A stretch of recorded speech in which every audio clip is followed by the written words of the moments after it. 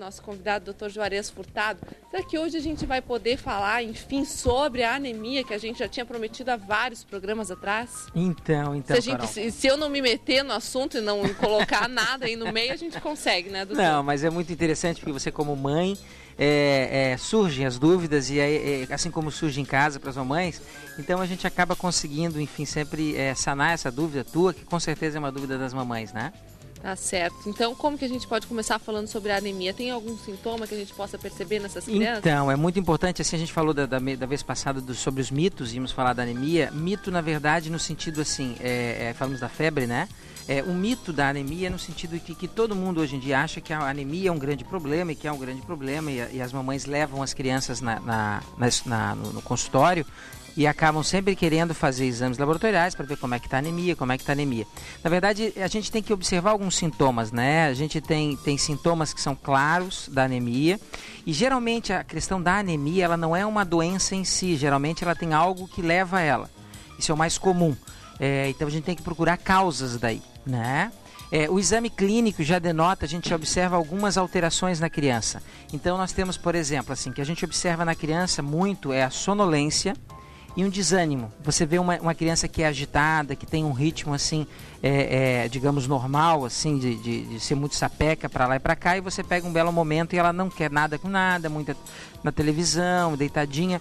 Isso é uma coisa que acontece muito, né? Que é um dos sintomas mais frequentes, e o desânimo mesmo. Alterações de apetite também pode acontecer, mas são poucos, mas podem acontecer. Anemia é provocada pela falta de alguns alimentos básicos na alimentação, não é? Isso, então, tu vê, anemia, na verdade, o mais comum é conhecido por isso, por falta de ferro na comida. Mas não é só essa anemia que tem, nós temos muitos tipos de anemias. Então é importante um médico para poder diferenciar isso. Porque senão a gente acaba indo no farmacêutico e acaba automedicando. E às vezes não é uma anemia por ferro, na verdade, não é uma anemia por falta de ferro, é um outro tipo de anemia. Por exemplo, é muito comum nas pessoas que têm descendência africana, nos morenos, a gente tem uma anemia chamada falciforme.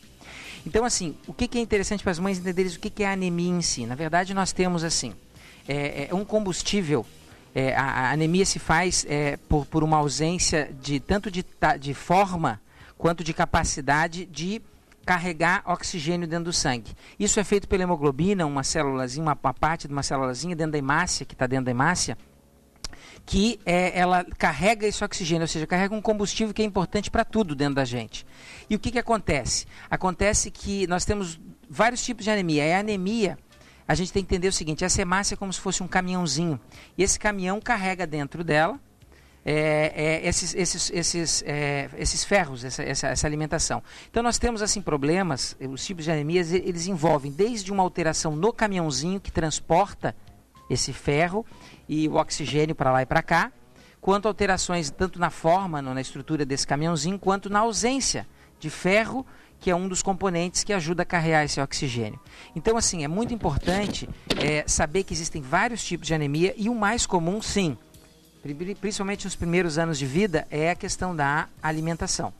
Então tem como evitar a anemia através da alimentação, de qualquer forma, qualquer um dos tipos. Então, é fundamental, a gente sempre tem conversado aqui, que a alimentação da criançada, principalmente nos primeiros 5 anos de vida, seja muito rica em verduras e legumes, onde traz sais minerais e onde também traz ferrinho.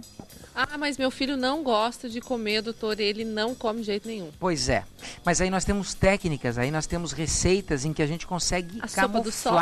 A sopa do sol, por exemplo, é uma delas que a gente aprendeu esses dias aqui. Então, e além disso, então, o que é mais importante nesse primeiro início de vida? Até para as crianças que têm os pais vegetarianos, a questão da carne. A carne vermelha, principalmente, é muito importante nesses primeiros 5 anos de vida, porque é ali onde tem uma fonte muito boa de ferro. É ali onde tem uma fonte muito boa para evitar essa anemia. E é claro também que é parceiro e deve ser parceiro da alimentação a beterraba também e o feijão. E os feijões, os grãos ali, né?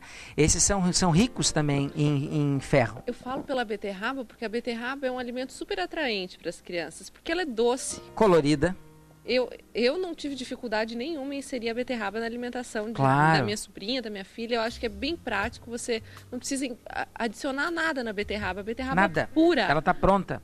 E vai embora. E, inclusive, a gente usa muito beterraba nas receitas que a gente orienta, e até nós temos algumas no site, né, que a gente conversou da vez passada, a beterraba nos sucos.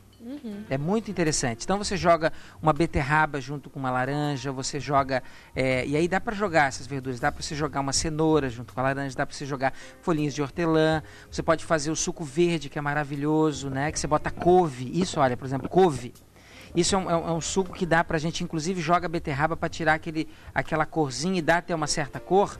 O suco verde que é feito com limão. Todos os verdes muito escuros são ótimos. Isso, são ótimos. Eles são ricos em cálcio e tem ferro, então é muito bom. As pessoas, por exemplo, que não se alimentam, a questão do leite, a gente vem falando muito que o leite é um alimento, na verdade, que é bom para a criança. O adulto não precisa mamar mais depois que cresce, mas a gente, infelizmente, continua mamando por uma questão cultural. A gente tem aí o café e temos que jogar o leite em cima do café e aí cria todo um arsenal. Esse leite, na verdade, para substituir as folhas verdes escuras, né? Então isso é muito importante. E tem depois de diagnosticada qualquer tipo de anemia, qual é o tratamento? É só através de medicamentos? Então, aí você tem que ver que tipo de anemia que é. E tem anemias, inclusive, que não tem tratamento. Existem alguns tipos, por exemplo, anemia falciforme, alguns tipos que você não tem um tratamento, que é uma questão genética, em que o caminhãozinho, por exemplo, em que o caminhão não tem um pneuzinho, está furado, ele está com...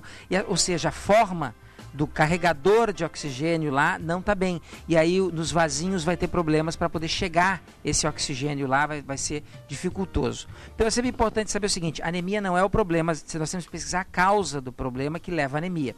Anemia, então, nós temos sinais, sonolência, cansaço e alterações também do apetite e do ritmo do sono, isso é muito importante. Outras questões também é que você vai notar na criança não palidez. A gente está acostumado a mãe dizer, meu Deus, meu filho é muito branquinho. Então, olhar aqui dentro da pálpebra do olho e perceber se está branquinho. Isso está certo, isso aí é o certo, mas as mães chegam assim, Carol, dizendo, mas meu filho está muito pálido, muito branquinho, em pleno inverno, onde não pega sol. Aí você vai conversar com a mamãe tem sangue italiano, tem sangue português na família, não tem nenhum africano e quer que o filho seja escuro.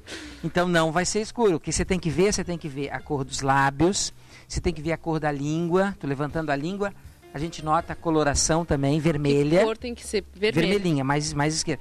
A gente nota também no lóbulo aqui da orelha, também um vermelhinho, como assim, eu tô te vendo, você tá vermelhinha ali dentro. É onde a gente consegue ver bem os vasinhos sanguíneos, então a gente vê que tá bem vermelhinho. E também aqui, na mucosa do olho, né, onde a gente olha dentro do olhinho sempre para verificar. Então não é na pele, então a mãe não vai olhar para a criança, principalmente de manhã cedo, e vai achar que por ela ser branca, claro, porque tem a avó italiana, o vô alemão, enfim, que ela tem que estar anêmica sempre. Doutor, eu tenho duas ligações de telespectadores. A primeira pediu que o senhor colocasse no seu site essa receita do suco verde. Ótimo, tá? Vamos colocar. É www.juarezfurtado.com, com tá. U e Z. E a segunda pergunta, no da TV Mocinha também? Tá, vai estar no da TV Mocinha também, que é www.tvmocinha.com.br. E aqui a pergunta de uma telespectadora é sobre a beterraba. Quem tem diabetes tem problema em comer beterraba?